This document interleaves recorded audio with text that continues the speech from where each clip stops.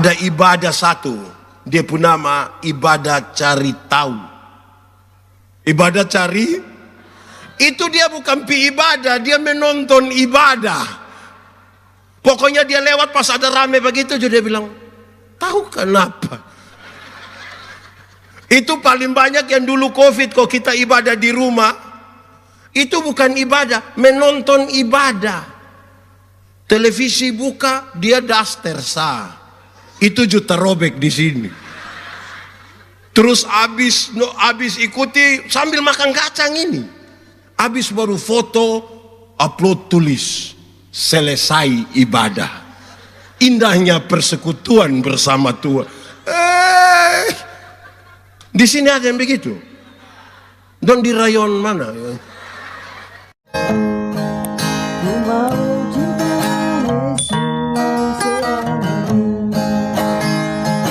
Saudara-saudara, mari kita berdoa.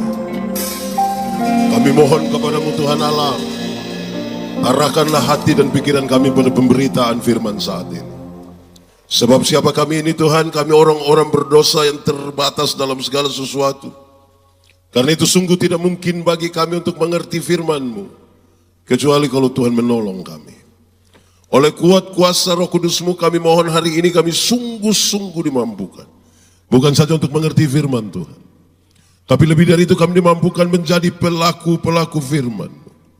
Berkati setiap hati yang sungguh disiapkan untuk pemberitaan ini, bahkan sejauh suara ini terdengar Tuhan yang bekerja oleh Roh-Mu yang kudus. Ya Bapa, jauhkan semua penggoda pencobaan. Biar di dalam damai-Mu kami belajar firman Tuhan. Kami rindu pada firman-Mu. Berfirmanlah bagi kami Tuhan. Di dalam nama Yesus, firman yang hidup itu kami berdoa. Amin. Mari silakan duduk semuanya. Bapak Ibu, saudara-saudara yang dikasihi dalam Tuhan Yesus, tema kita adalah generasi yang tak terhentikan, 42 tahun berjalan bersama Yesus. Saja kita merenungkan satu bagian pembacaan Alkitab, Kitab Kejadian pasal 25, ayat 27 sampai ayat yang ke-34. Kejadian pasal 25, ayat 27 sampai ayat yang ke-34, yang sudah dapat katakan amin. Amin betul. Separuh tidak buka Alkitab juga amin. Itu tipu itu dia pun nama. Kejadian 25 ayat 27 sampai 34. Lalu bertambah besarlah kedua anak itu. Esau menjadi seorang yang pandai berburu, seorang yang suka tinggal di padang. Tetapi Yakub adalah seorang yang tenang dan suka tinggal di kemah. Ishak sayang kepada Esau sebab ia suka makan daging buruan, tetapi Ribka kasih kepada Yakub. Pada suatu kali Yakub sedang memasak sesuatu, lalu datanglah Esau dengan lelah dari padang. Kata Esau kepada Yakub, berikanlah kiranya aku menghirup sedikit dari yang merah-merah itu, karena aku lelah. Itulah sebabnya namanya disebutkan Edom. Tetapi kata Yakub, jualah dahulu kepadaku hak kesulunganmu.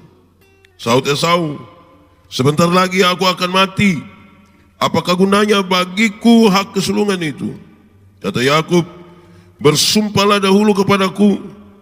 Maka bersumpahlah ia kepada Yakub dan dijuallah hak kesulungannya kepadanya. Lalu Yakub memberikan roti dan masakan kacang merah itu kepada Esau. Ia makan dan minum, lalu berdiri dan pergi. Demikianlah Esau memandang ringan hak kesulungan itu. Demikian firman Tuhan. Berbahagia setiap orang yang mendengar firman, memelihara dan melakukan dalam hidup setiap hari. Shalom. Itu tidak kuat sekali. Shalom. Bisa lebih kuat sedikit. Shalom. 42 tahun penyertaan Tuhan buat Mahnaim. Mari kita tepuk tangan semuanya. Di awal sesuatu yang standar saya ingin katakan kepada kita bahwa 42 tahun itu kita bicara kalau kedewasaan itu ada 3. Ada berapa? 1 dia bernama dewasa biologis. Dewasa apa? Dewasa biologis itu hari kita punya berat badan hanya 37 dan sekarang 73. Itu dewasa biologis. Dan hari ini kita bukan merayakan itu. Dewasa biologis itu hari kita pakai celana nomor 27, tidak ada masalah karena perut rata saja. Sekarang perut macam ada 3, satu di sini, satu lagi. Itu dewasa apa? Biologis. Makan tidur, cocok, gumuk. Dan hari ini kita bukan merayakan ini. Kedua, dewasa psikologi. Dewasa apa? Dewasa psikologi tidak tergantung umur dan berat badan. Umur 40 tahun mah kalau tukang tersinggung, sedikit-sedikit tersinggung. Tersinggung kok sedikit-sedikit. Orang baru lihat dia, lu lihat apa? Itu hanya badan saya yang besar, sesungguhnya dia masih. Makanya kalau dia tersinggung di banyak orang suka bakor. Di Kupang ada, di sekitar LLBK ada, laki-laki kok perempuan. Dia pakai baju warna merah. Dewasa dia. Dewasa psikologi. 3, dewasa iman. Dewasa apa? Dewasa iman tidak tergantung berapa lama kita melayani Tuhan.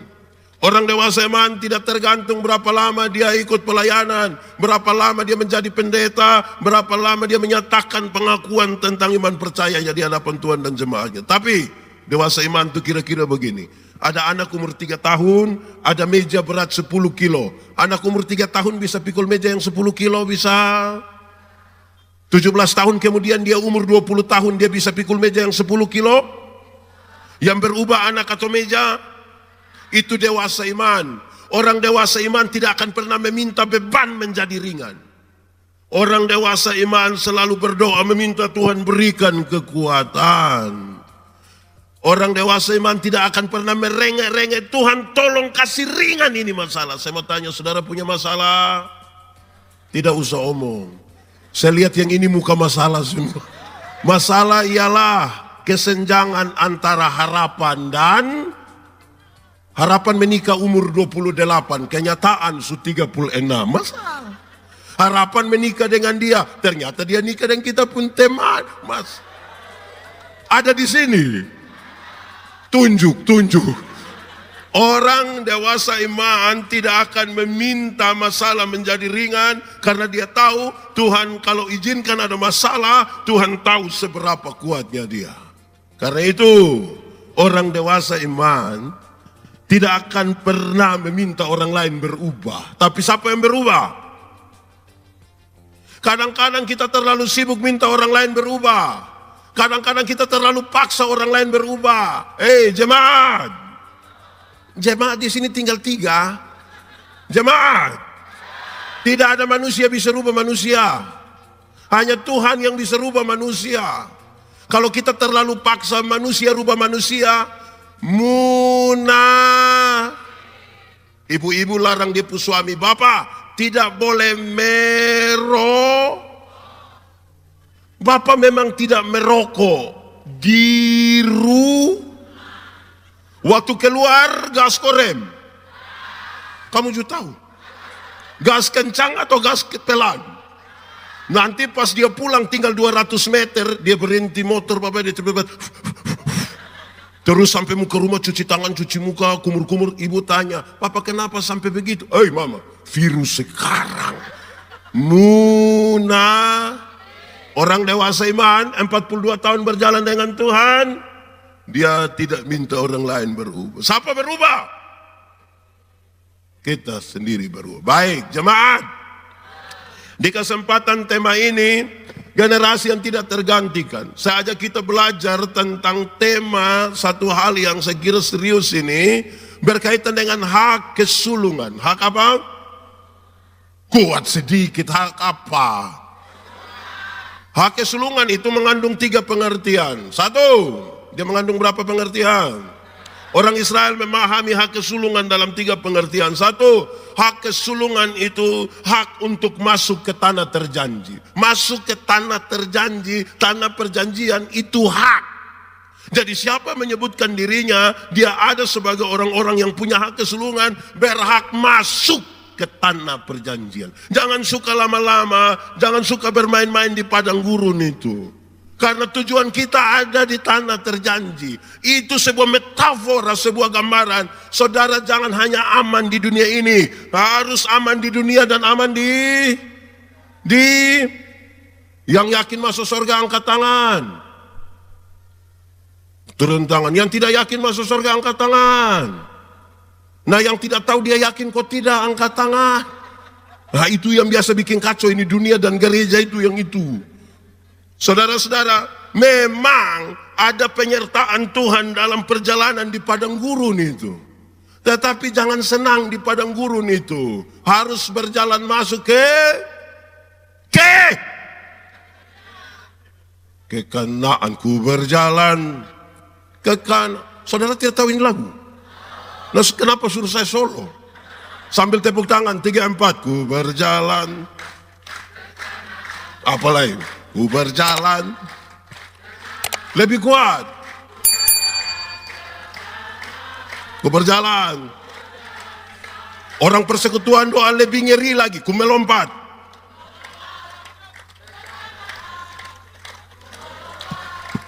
Ke Kanaan. Lebih lagi. Ku melompat. Dong biasa tambah 1. Ku menari. Ku menari. Ke Kanaan terus. Ku menari. Ku menari.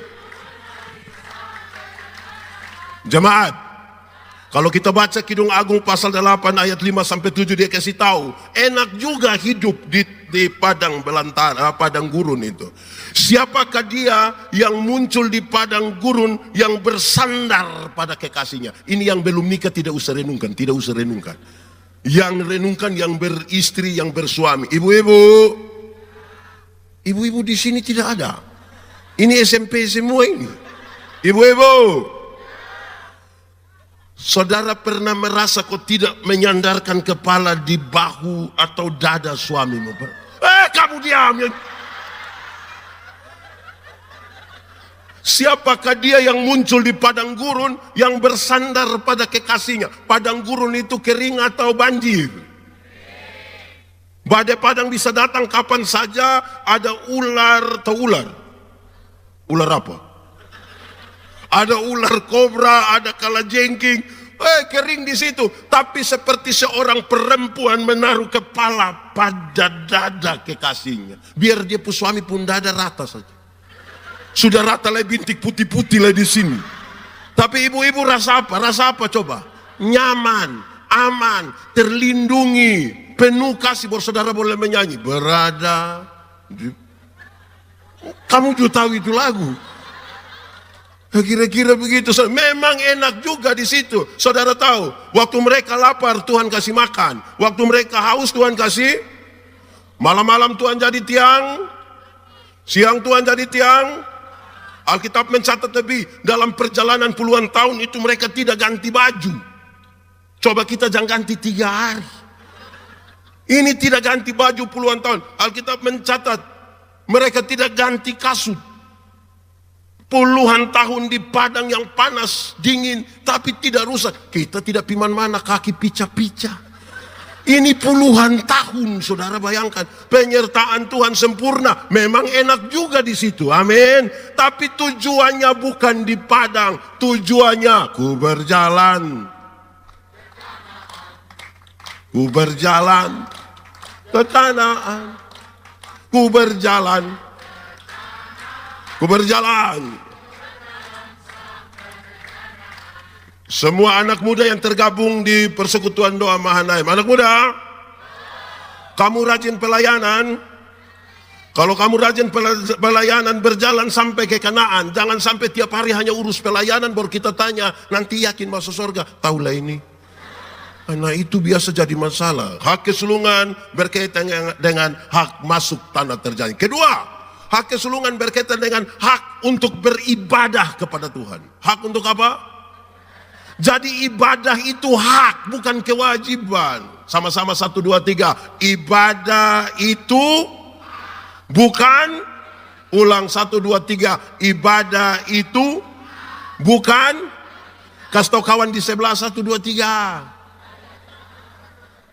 Masih banyak orang menjalankan ibadah karena kewajiban, bukan karena hak. Saudara, anak-anak muda, coba sebutkan contoh hak. 1. Hak apa? Hak apa? Makan, taruh makan. Wih, dia langsung cepat-cepat hak makan. Kalau misalnya hari ini makanan tidak dikasih, saudara mau? Jadi kalau sesuatu yang hak, itu orang mencarinya. Bahkan protes kalau tidak dapat. Ibadah hak, bukan kewajiban. Beribadah kepada Tuhan itu hak. Hari ini kalau saudara ada di sini, saudara beribadah kepada Tuhan, saudara menjalankan hak, bukan kewajiban. Kenapa? Dalam beriman kepada Tuhan itu, kewajiban itu belum ada apa-apa. Saya suka bilang saudara, tanggung jawab kelasnya lebih tinggi dari kewajiban. Saya pernah kasih tahu saudara, saya melayani kira-kira 5 tahun di Sabu. Saya ketemu satu koster namanya Amaju. Amaju punya 1 istri dan 5 orang anak. Saya tanya dia, Ama, iris tuak itu susah kok gampang? Dia bilang susah Bapak. Coba Ama gambarkan dia pun susah. Dia bilang Bapak, kita naik pohon tuak jam 2 subuh, turun sudah jam 7 pagi. Karena pohon terlalu banyak, tidak bisa naik dari satu pohon, turun dari itu pohon, pindah ke pohon lain. Buang waktu, buang tenaga. Jadi kami sambung dia punya daun, kami melangkah ke sebelah lewat daun. Resiko jatuh. Dia pun pisau terlalu tajam Bapak, kadang-kadang melukai kita punya jari. Mayangnya terlalu keras, belum lagi kalau ada tokek di atas. Terus saya bilang dia, Ama, sudah tahu iris tuak susah begitu, siapa suruh Ama mau iris tuak? Dia lihat kepada dia punya istri dan 5 orang anak, baru dia bilang begini, Dia hanya bilang, terus dia bilang begini, nanti dorang makan apa? Itu kata sepotong yang membuat saya mengerti. Dia naik pohon tuak, jam 2, turun jam 7 pagi. Dengan resiko jatuh atau terluka, dia melakukan itu bukan sekedar sebuah kewajiban. Tapi apa? Tanggung. Tadi ini anak-anak semua disuruh pakai baju kotak. Yang kecil-kecil dong ini pakai baju merah. Kamu bukan petugas toh? Disuruh pakai baju merah. Mungkin mereka tidak suka warna merah. Mungkin mereka tidak suka kotak-kotak. Tapi kalau hari ini mereka pakai di sini, bukan kewajiban, bukan selera. Tapi apa? Tanggung jawab. Jadi kalau saudara mau beribadah kepada Tuhan, itu hak. Laksanakanlah dengan penuh tanggung jawab. Ketiga, hak kesulungan itu berkaitan sekali dengan hak untuk menjadi berkat bagi bangsa-bangsa. Hak untuk apa? Menjadi berkat bagi. Hak untuk apa? Menjadi berkat bagi. Jadi waktu bicara tentang hak kesulungan, hak saudara untuk menjadi berkat, saudara tidak hidup untuk dirimu sendiri. Saudara hidup, Tuhan izinkan untuk mengalami sesuatu dengan Tuhan dan kemudian menjadi berkat bagi orang lain. Amin kok. Saya tadi malam KKR di Waingapu. Dorang pun tema menjadi keluarga yang beribadah. Mencari Tuhan, mencari Tuhan. Carilah Tuhan. Terus saya mulai khotbah, saya tanya, memangnya ada ibadah yang tidak cari Tuhan? Ada.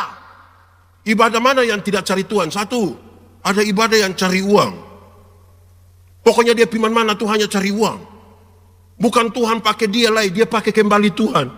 Supaya dapat uang. Itu jurame itu. Saya punya kisah satu, ini orang tidak suka tapi namanya kisah toh. Ada pendeta satu pas pergi di syukuran begitu. Ada janda tua satu nenek-nenek itu. Dia bilang, Bapak pendeta, tanggal 14 bisa pimpin ibadah di rumah kok. Pak pendeta bilang, aduh saya sibuk. Oh tidak apa-apa, tidak apa. Nanti kalau penatua pisah tidak apa-apa kok. Tidak apa-apa. Ambil makanan, datang duduk-duduk begini, basa-basi sedikit. Terus pendeta bilang, Mama, mau bikin acara apa? Terus ini nenek tua bilang begini, tidak, saya punya anak laki-laki yang pertama baru saja dilantik jadi komisaris bank. Jadi dia ada mau titip berkat sedikit. Pak pendeta bilang sabar. Tanggal berapa dulu? Jo nenek bilang tanggal 14. Jo Pak pendeta, beta kira tanggal 4. Kalau 4 beta sibuk, 14 bisa Mama. Jadi ibadah itu bukan cari Tuhan lain, cari. Kedua, ada ibadah yang cari nama. Bukan cari Tuhan, tapi ibadah yang cari. Ibadah yang cari nama itu misalnya dia tahu menyanyi, tapi ibadah hari Minggu dia tidak menyanyi. Pendeta tanya, solo ada? Paduan suara, vokal grup? Tapi tiba-tiba kasih tahu, Gubernur Nusa Tenggara Timur dan Ketua Majelis Sinode Gemit akan beribadah bersama-sama di Jemaat Gemit Kota Kupang. solo dia, duet dia, paduan suara dia, vokal grup dia. Kata saya, makam puji. Di Kupang sini ada. Itu yang fam apa dong itu? Jadi kalau tidak cari Tuhan, kita cari. 3, ada ibadah yang cari hal. Ada kok tidak? Tiap hari hanya cari hal. Pokoknya dia datang tuh hanya nilai orang pun kesalahan sah. Tadi dong menyanyi bagus. Bagus mas, suara sama kayak pica piring. Di sini ada yang begitu. Nanti kalau kita tanya, tadi tampilan ke mana? Nanti dia omong tuh sepertinya sangat-sangat baik. Sebenarnya bagus. Tapi, tapi itu dia hina sudah. Itu ibadah cari hal, itu dia pun nama. Ada ibadah satu, dia pun nama ibadah cari tahu. Ibadah cari, itu dia bukan ibadah, dia menonton ibadah. Pokoknya dia lewat pas ada rame begitu, dia bilang, tahu kenapa? Itu paling banyak yang dulu COVID, kok kita ibadah di rumah, itu bukan ibadah, menonton ibadah. Televisi buka, dia daster sah. Itu juga terobek di sini. Terus abis ikuti sambil makan kacang ini. Abis baru foto, upload tulis, selesai ibadah. Indahnya persekutuan bersama Tuhan. Di sini ada yang begitu. Dan di rayon mana?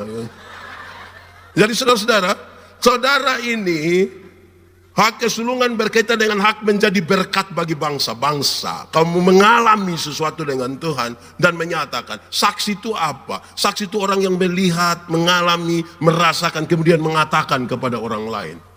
Apa yang dia alami bersama-sama dengan Tuhan. Saudara tidak hidup untuk dirimu sendiri.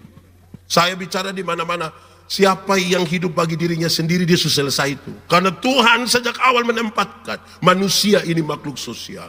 Saya mau tanya jemaat, semua ada nama. Kita pun nama ini sebenarnya untuk siapa? Untuk kita atau untuk orang lain? Untuk kita dan orang lain. Sebab apa? Sebab tidak ada orang memanggil namanya sendiri. Siapa yang ketika mau makan dia panggil dia pun nama, Yandi, makan. Kan tidak ada. Kita punya nama ini untuk kepentingan orang lain. Betul kok tidak? Jemaat, saudara pernah makan? Kita ini sebenarnya makan untuk siapa? Untuk kita dan untuk Pak Pendeta, memangnya makan juga untuk orang lain? Iya. Contoh, istri kalau sakit, terus kita bilang, Mama makan. Mama makan. Mulut pahit papa, Mama makan. Nanti kalau sudah tidak bisa kita bilang, Mama makan teh anak-anak dong masih kecil. Itu dia langsung tambah. Mau anak dong ada mama baru. Jadi makan saja untuk orang lain. Jemaat, ada pakai pakaian. Kita ini sebenarnya pakai pakaian untuk siapa sebenarnya kita ini? Untuk siapa? Untuk kita dan untuk, maksudnya bagaimana? Nah, untuk kita supaya jangan panas, jangan dingin, gitu toh. Untuk orang lain itu apa? Kalau kita sendiri kan tidak pakai juga tidak apa-apa. Kalau kita sendiri tidak ada orang, kalau kita bisa dalam-dalam, tidak apa. Tapi karena ada orang lain, makanya kita pakai. Supaya orang ketemu kita, kan tidak begitu. Kita punya hidup ini ada urusan dengan orang lain. Amin kok? Amin kok tidak? Kalau begitu saudara mengalami, saudara mesti jadi berkat. Jemaat, ada dua orang menghadap Tuhan minta karunia. Minta apa? Ternyata di Tuhan tinggal dua karunia. Satu karunia memberi, satu karunia menerima. Orang pertama cepat-cepat ambil karunia menerima. Tinggal karunia.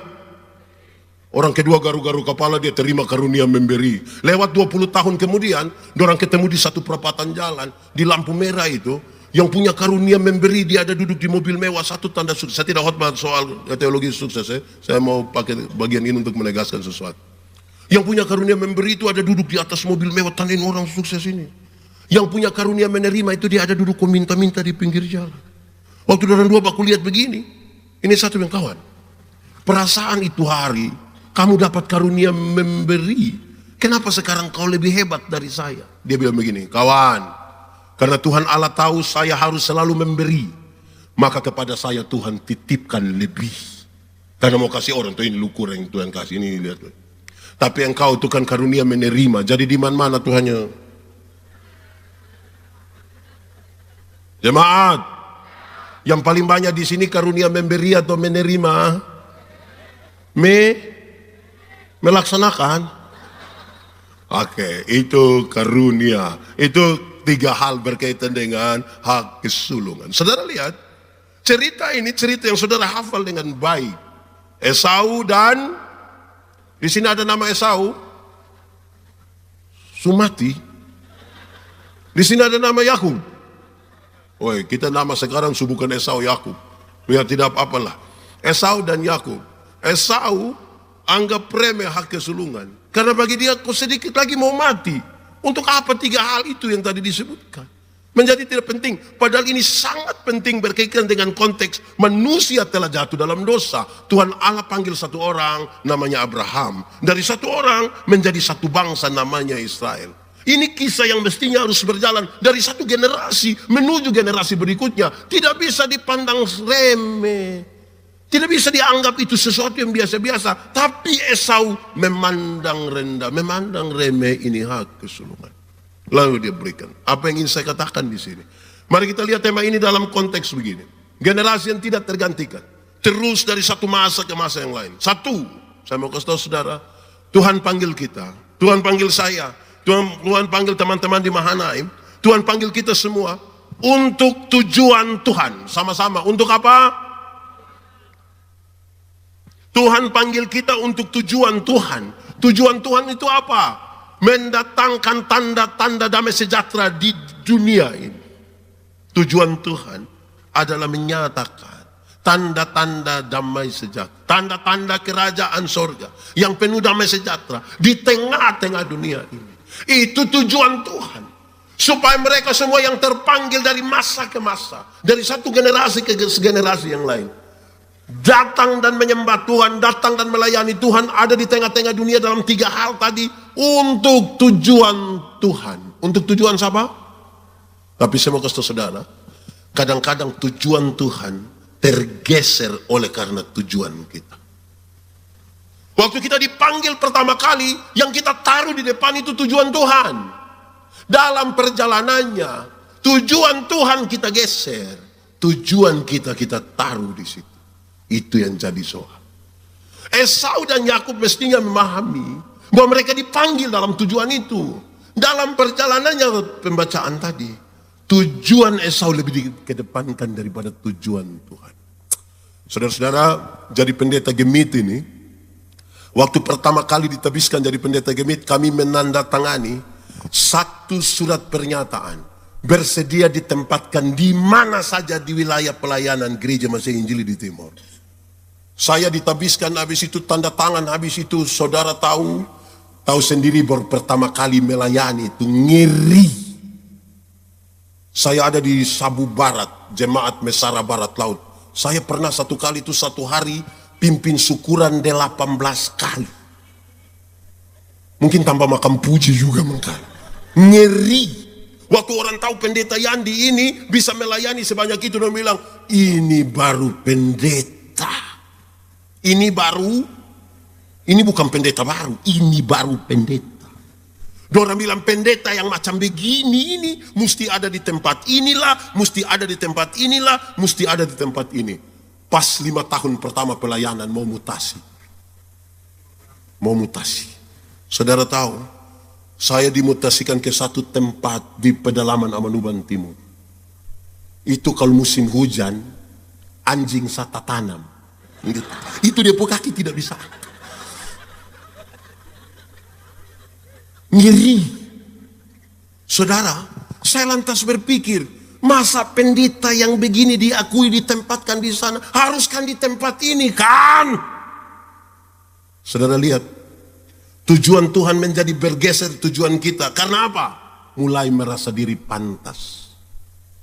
Waktu kita mulai merasa diri pantas, kita mulai menggeser tujuan Tuhan ke dalam tujuan kita. Waktu pertama kali kita tahu Tuhan luar biasa. Saya suka pakai contoh ini saudara-saudara. Ini anak-anak muda rata-rata ini hanya Kak Eli dong yang senior. Ya rata-rata di muka ini anak baru semua. Anak baru. Gugup kau tidak waktu pertama kali disuruh di sini? Gugup kau tidak? Berdoa kau tidak? Berlutut sampai itu lutut warna hitam toh? Itu pertama kali. Tapi kalau mulai berulang, lama-lama dia rasa biasa. Tuhan sudah tidak lagi diandalkan. Mulai andalkan diri sendiri. Suka pakai contoh ini. Kalau pertama kali dia akan pimpin pujian atau disuruh menyanyi di sini, itu dia datang, dia kasih buang dulu di grup. Teman-teman tolong doakan. Ini pertama kali menyanyi, wih ini tertok kaki di kepala atau kepala di kaki. Tolong doakan. Wih, dia datang menyanyi, aku tahu Tuhan pasti buka jalan. Wih, habis itu dia terima kasih dukungan doanya, beta mulai. Itu pertama. Mulai terus, tidak latihan lagi. Datang langsung bilang, Oke kakak, ini dia mulai. Ku tahu Tuhan pasti buka jalan. Ku tahu Tuhan. Improvisasi tidak salah. Tapi saudara masih ada di jalur itu, kok tidak? Itu dia masalah. Banyak yang ketika pertama kali datang dan mengalami sesuatu bersama dengan Tuhan, rajin sekali ada di persekutuan doa kan? Terus tiba-tiba dia hilang. Tiba-tiba disampaikan.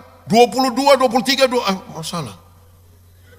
23, 24, 25 kerjasama Mahanaim dan Yayasan Mahanaim Bekasi akan melaksanakan ibadah penyegaran iman di Tedis.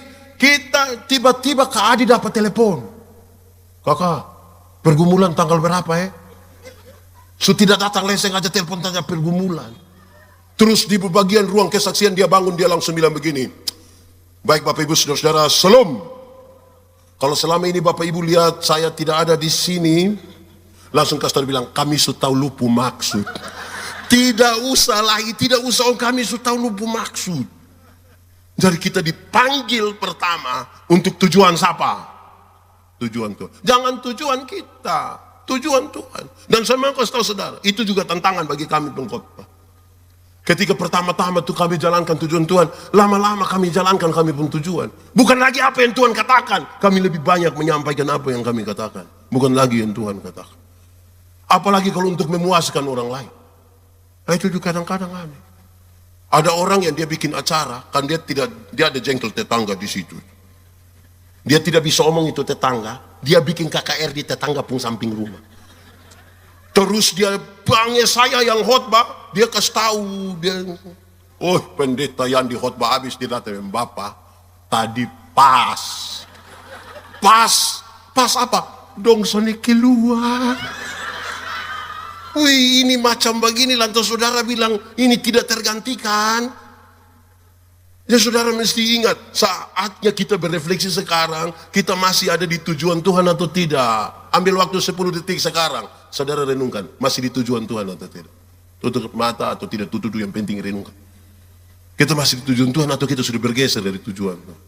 Kedua, jemaat, waktu Tuhan panggil kita, mau taruh kita pada tujuannya, dia tidak pernah suruh kita pergi dengan tangan kosong, tidak pernah.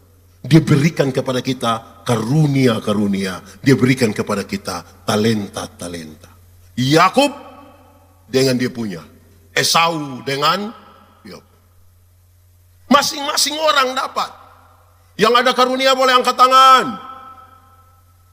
Oh, di sini tidak ada yang ada karunia. Oke, yang tidak ada karunia coba angkat tangan. Tidak ada juga. Nah, yang tidak tahu dia ada karunia kok tidak coba angkat tangan. Ini mati semua. Jemaat, semua orang yang percaya kepada Tuhan diberikan karunia Roh Kudus.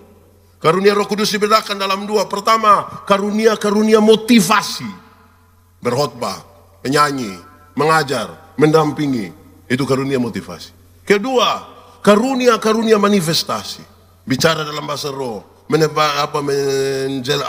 mengartikan bahasa roh, menyembuhkan orang dan seterusnya. Dua karunia ini dipakai untuk memperlengkapi jemaat bagi kemuliaan Tuhan. Tuhan waktu panggil kita, dia lengkapi karunia-karunia. Persoalan bagi banyak orang yang mau melayani Tuhan adalah tidak menemukan apa yang Tuhan taruh pada dirinya sebagai karunia-karunia. Sudah Bapak beta pikul sengsa. Beta pokoknya urus seng dan petugas koperasi itu beta punya. Nanti yang lain baru kawan-kawan dong. Janganlah, setiap kita diberi karunia-karunia. Tuhan tidak pernah suruh kita pergi dengan kosong-kosong, tidak. Masa 42 tahun perjalanan, Tuhan biarkan kita jalan sendiri tanpa sesuatu yang dia taruh pada kita. Tidak mungkin.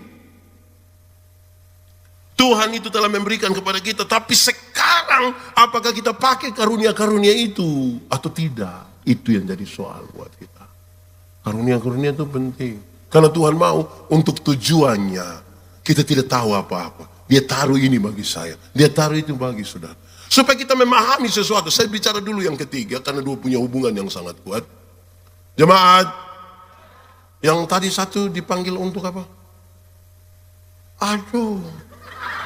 Yang pertama tadi dipanggil untuk apa? Untuk tujuan Tuhan. Yang kedua dia berikan apa? Orang lain pustori do hafal mati.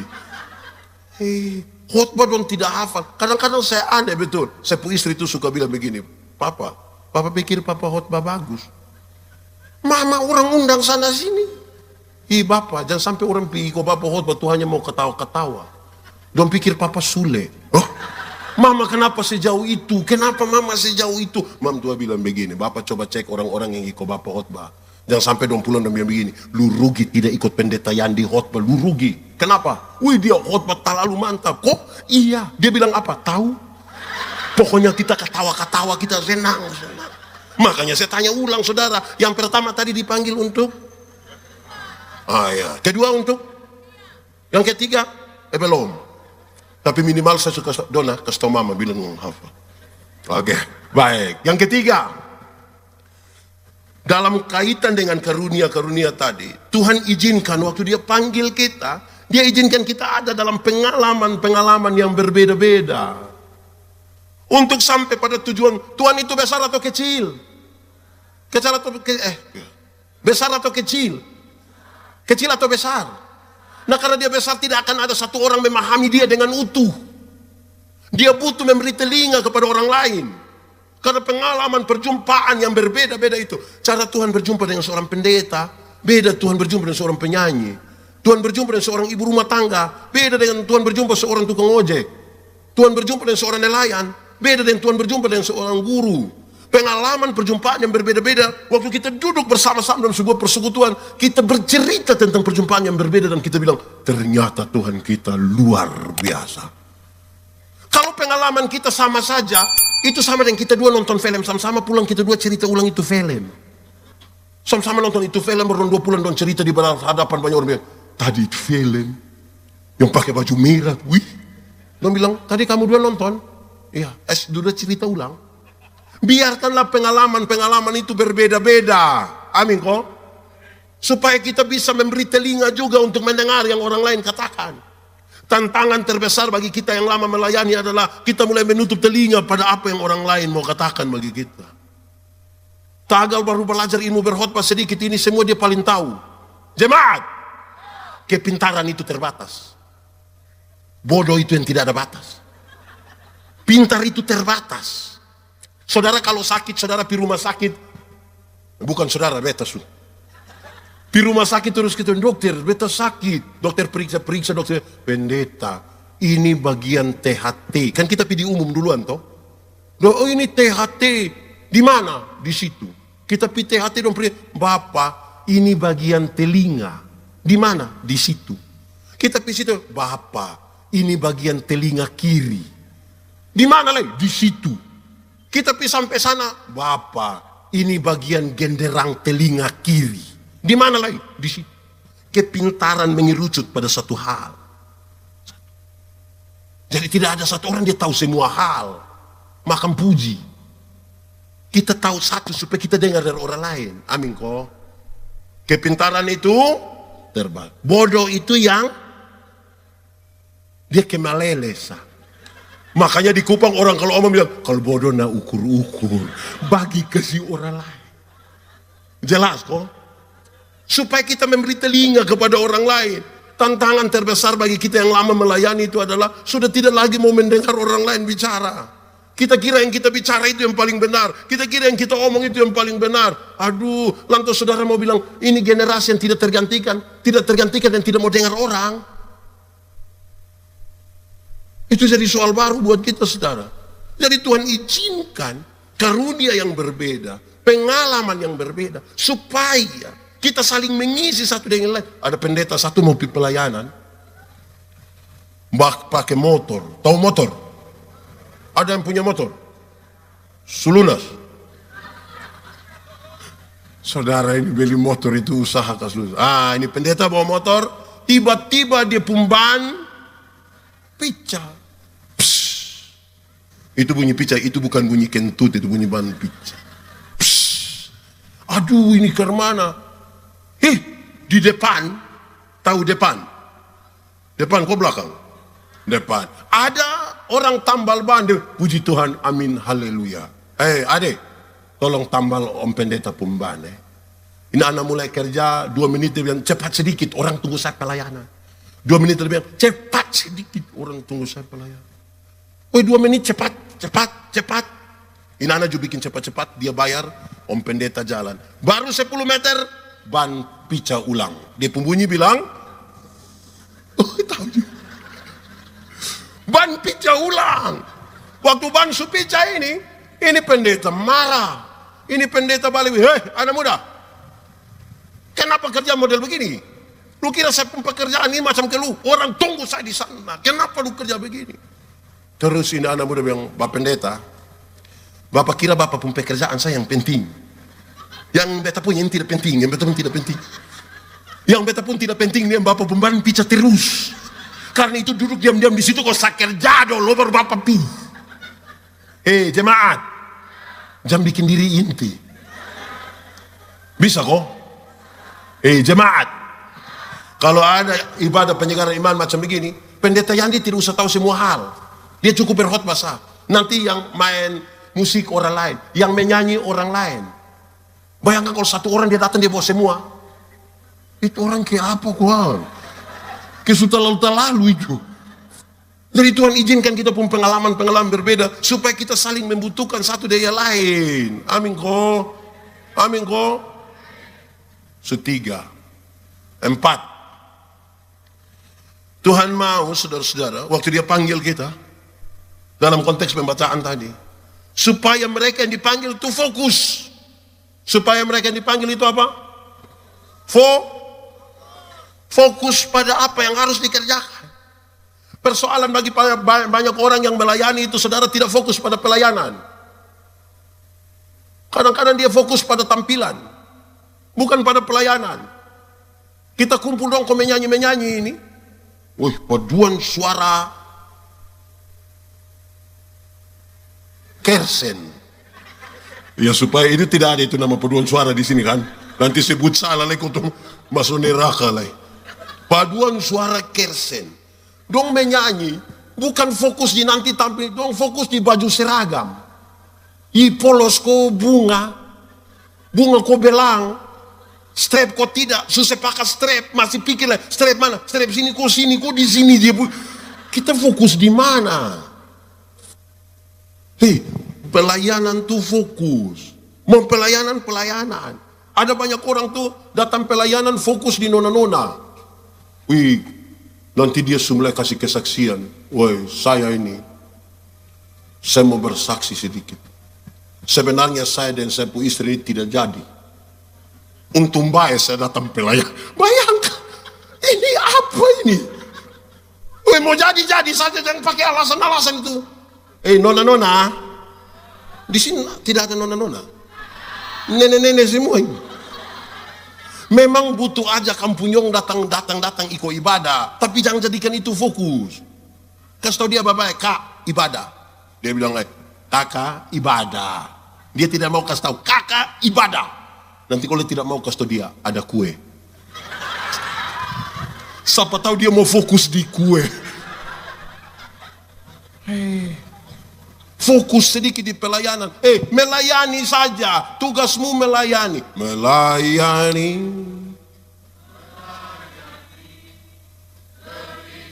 Kuat sedikit. Melayani. Apa? Karena apa?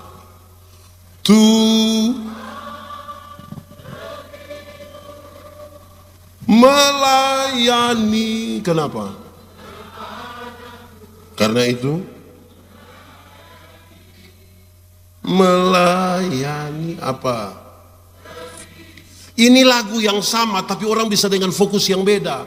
Kalau saudara pelayanan, saudara akan menyanyi bagaimana Tuhan pakai kita melayani, melayani lebih sungguh. Kalau dorang kadang-kadang di tempat mete lagu sama, fokus beda.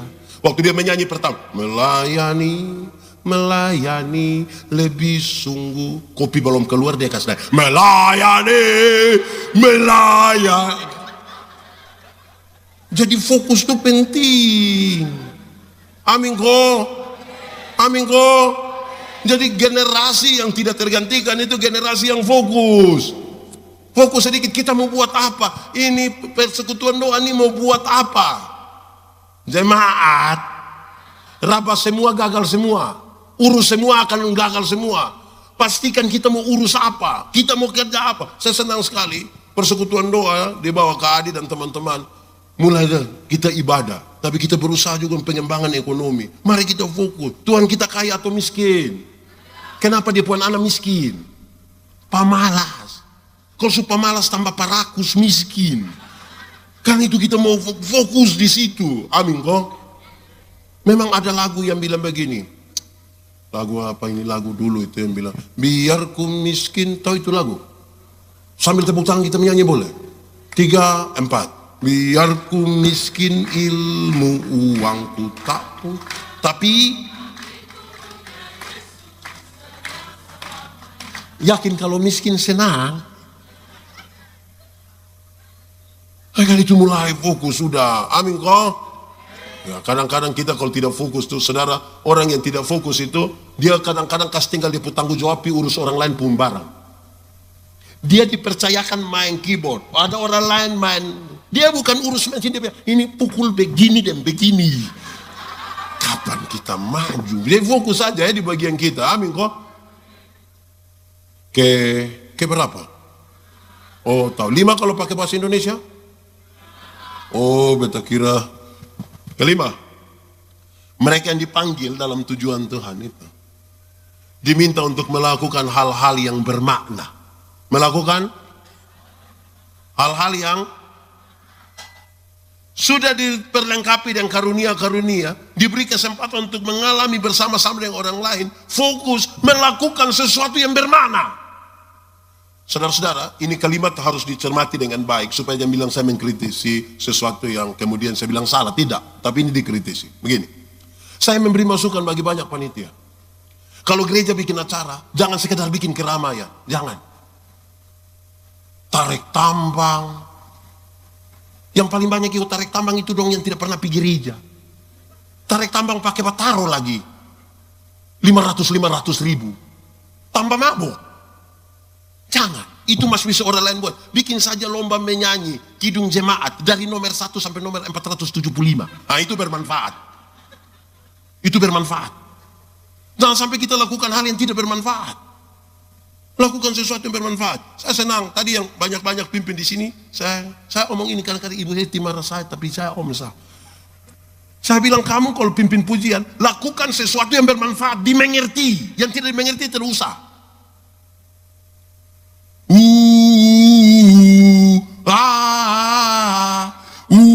15 menit hanya itu arti apa?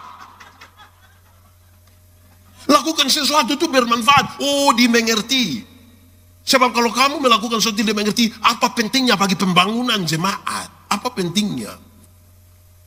Kadang-kadang kita cari keramaian, bukan cari kemuliaan. Ada orang yang pimpin-pimpin, suruh berhenti sedikit, bilang, oke semua. Oh, wah, oh. Supaya apa? Yang begitu-begitu di Piala Dunia U17. Wah. Ibadah ya ibadah. Lakukan sesuatu yang bermanfaat. Supaya orang ya betul ya. Jangan untuk keramaian saja. Semua orang dipanggil untuk begitu. Masing-masing fokus. Saudara lihat. Kalau tidak fokus dan tidak melakukan sesuatu yang bermanfaat, ini menarik. Saudara, karena apa? Esau kerja di luar. Dia ini berburu kan? Orang kalau berburu, pokoknya dapat dia apa saya panah. Karena ini rusa tidak mungkin datang 2 kali.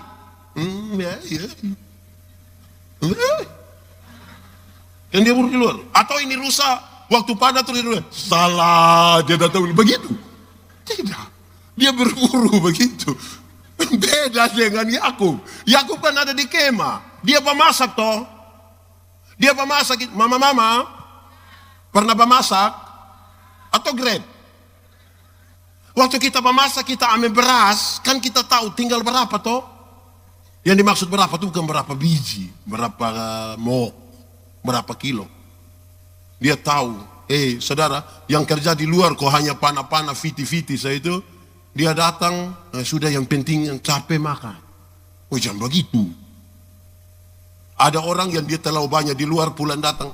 Jemaat, kalau saudara berburu di luar dan datang dapat rusa, datang tuh kalau masak di kita rumah, pastikan yang bisa kita makan itu yang mana-mana. Atau siapa di antara kita yang dapat rusa pulang datang, dia kunyah-kunyah tanduk. Baru dia bilang, aduh ini tanduk enak, aduh. Dia tersumbat banyak makan tanduk, tapi ini tanduk. Apa artinya? Banyak jemaat yang dia pergi gereja, keliling-keliling semua di dunia ini. Baru datang dia suruh kita harus sama dengan gereja yang di sana. Selektif sedikit. Saudara harus pastikan di mana. Bunga, saudara tahu bunga? Bunga apa? Bunga pepaya. Ibu-ibu, ada yang tanam bunga hias di rumah kok ada kok? 5 pot ada, 10 ada, perawatan ada kok? Ke 1 dulu. Kita kalau tanam bunga itu, jemaat, tidak bisa setiap minggu pindah pot. Kalau tiap minggu pindah pot mati. Dia mesti pastikan dia ada di mana. Dia ada di situ dulu. Ini keliling-keliling pulang datang paksa kita mau sama dengan yang lain. Contoh, kalau saudara pergi ke sapu rumah, saudara tahu sapu rumah kok tidak? Ada yang tidak tahu? Saya juga memang tidak mau kasih tahu. Kalau saudara pergi sapu rumah, saya punya kebiasaan makan jam 7 malam. Saudara pun kebiasaan makan jam 8. Menurut saudara, saya ikut saudara atau saudara ikut saya? Saya ikut saudara atau saudara ikut saya? Kan saudara akan bilang saudara ikut saya kan? Jadi selektif sedikit, mana yang pas, mana yang bermakna, mana yang tidak. Kan kita dapat ini, harus dipisahkan. Perut halus, perut susu, tanduk, kuku kaki, kan buang. Yang bermanfaat saja yang kita pakai. Amin kok. Itu. Sulima. 1 apa lagi? Apa? Yang kedua? Yang ketiga? 4? 5? Nanti yang ke-6 kalau kamu bisa hafal, kamu dapat sepeda. Panitia siap buat kamu. Hanya gambar. Yang ke-6, saya kira ini paling tinggi. Yang ke-6, bagi sebuah generasi yang tidak tergantikan. Dalam konteks pembacaan ini saya ingin mengatakan kepada saudara, supaya orang-orang yang dipanggil oleh Tuhan itu, dia sampai pada kedewasaan spiritual. Kedewasaan apa? Sebuah kedewasaan secara spiritual. Banyak orang melayani Tuhan tapi tidak mengalami kedewasaan spiritual. Dia menjadi aktivis pelayanan. Jadwal-jadwalnya padat-padat di mana-mana, tapi dia hanya aktif dalam pelayanan. Tapi tidak mengalami sebuah kedewasaan spiritual. Kedewasaan spiritual, bayangkan kalau orang bilang begini, kamu melayani, masa. Pernah dengar itu kalimat? Itu dia maksud apa itu? Kalau melayani dan kita tidak ada perubahan, saya mau kasih tahu saudara, perubahan pertobatan, dan hal-hal lain yang makin menuju kepada Tuhan, kadang-kadang kita tidak alami seperti yang Paulus alami. Tuhan pegang, balik dia satu kali. Tidak.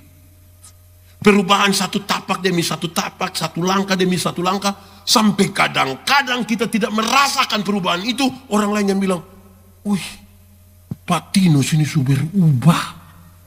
Orang lain yang bilang. Bayangkan kalau kita yang datang dan datang bilang, kawan, kamu tahu kau tidak, beta sudah bertobat. Itu lusa dia gila ulang.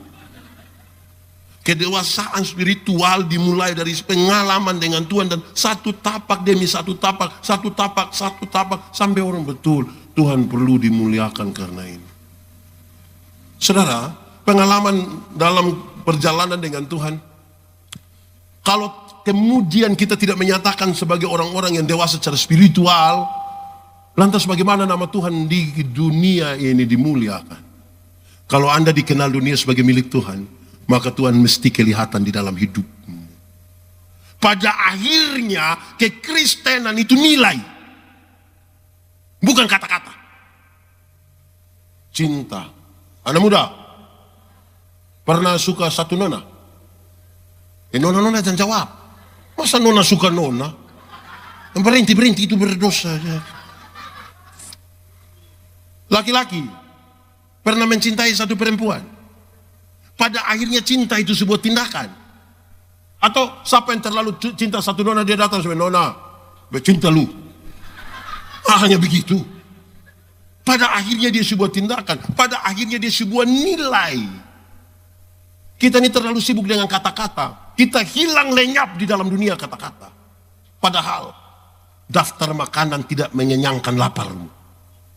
Siapa di sini yang karena terlalu lapar dia masuk satu warung, di situ dia baca nasi ayam, terus dia bilang, puji Tuhan beta suka kenyang.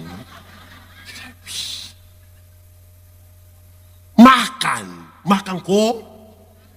Beta Pada akhirnya kekristenan itu tindakan.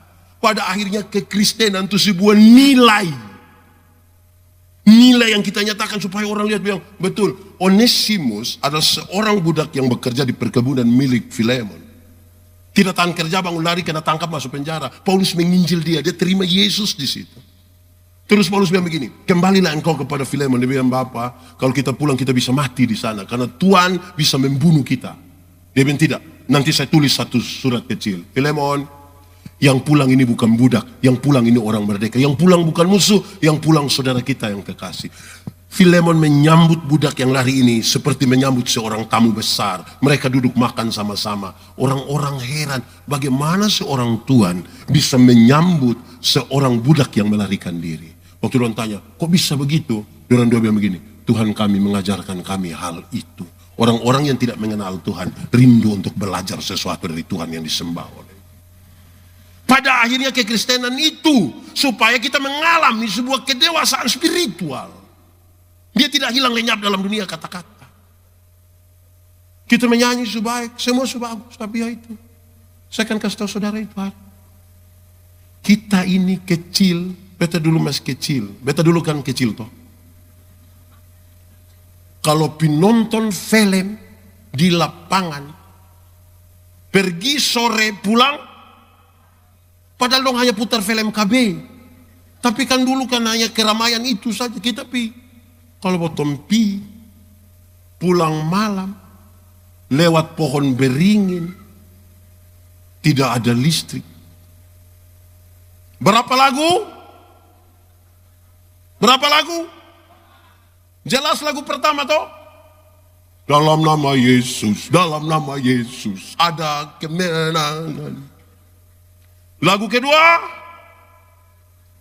Yesus itulah. Kamu juga tahu, berarti kamu takut setan.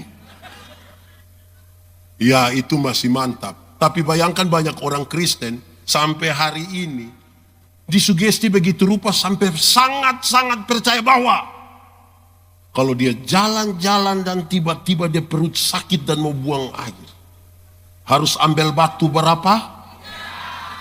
Taruh di mana? Yakin dia tidak keluar ya? Kenapa kamu bikin WC di rumah, kan tinggal taruh batu. Bayangkan ini Kristen bertahun-tahun masih taruh batu 3 di sini ini. Hai, di sini ada yang begitu. Kenapa tidak taruh batu satelit? Kita disugesti begitu rupa sampai percaya saudara bahwa kalau mau jalan turun dari Fatu Veto, tiba-tiba ada anjing jahat tidur di situ. Maka lipat jempol toh, lidah,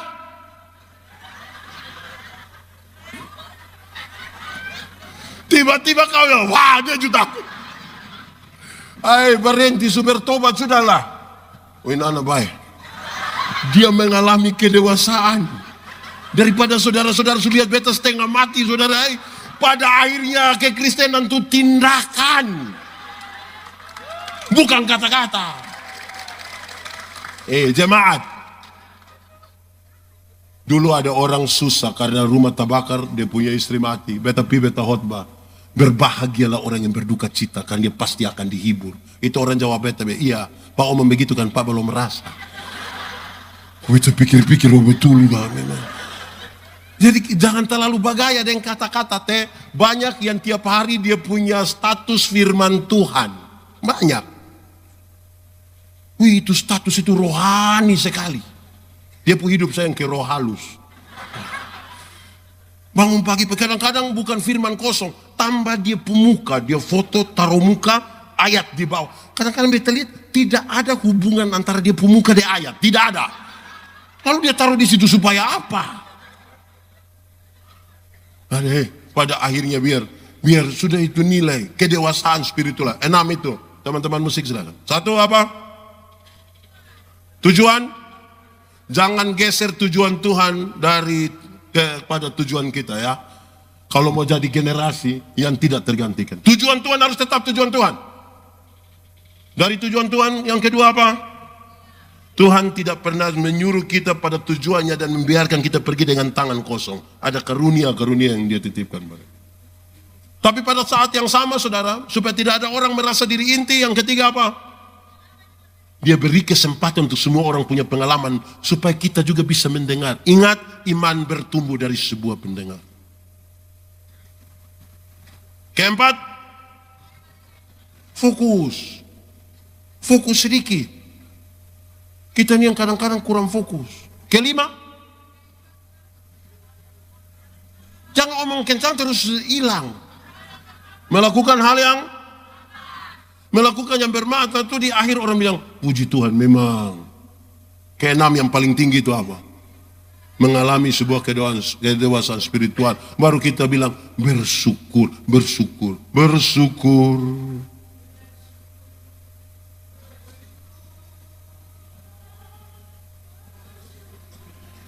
Kenapa tinggal 10? Ku sembah.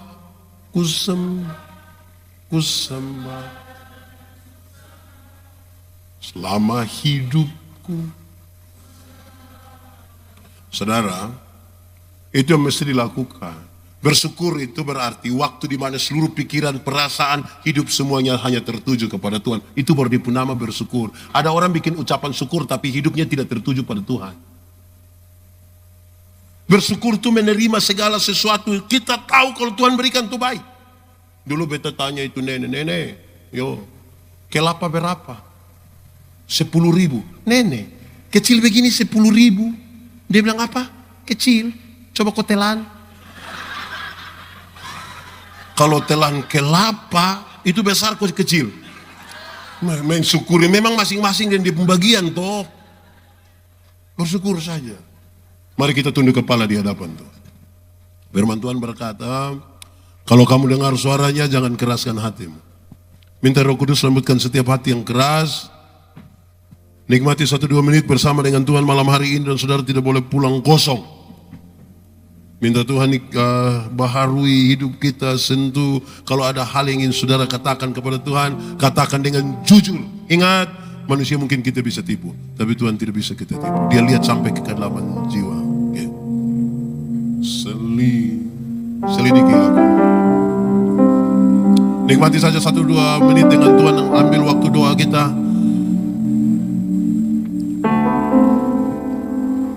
Ya Tuhan Allah, Kami tidak mampu berkata-kata karena Tuhan menyelidiki kami dan Tuhan tahu siapa kami. Kami tahu tidak ada benih firman Tuhan yang pulang dengan sia-sia. Kalau firman-Mu di dalam kami, kami di dalam Tuhan, maka benih-benih firman ini bertumbuh dalam hidup kami. Kami berdoa supaya firman-Mu jadi pelita bagi kaki kami, terang bagi jalan kami. Kami berdoa supaya yang lemah dikuatkan. Kami berdoa supaya yang ragu-ragu, Tuhan berikan iman atas mereka.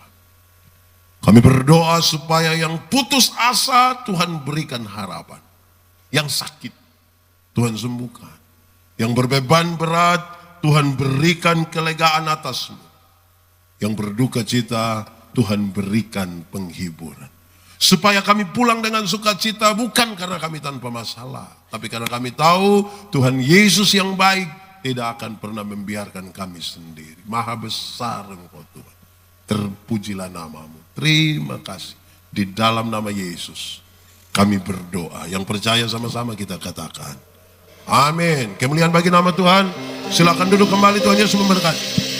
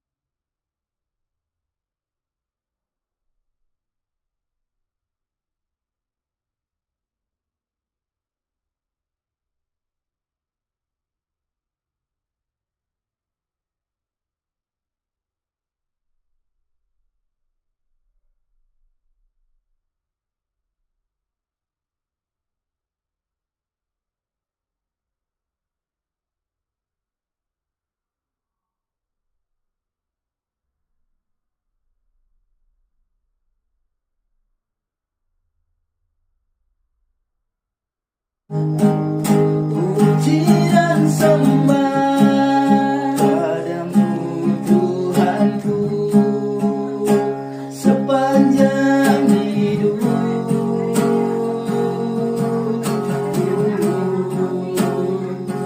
Inilah yang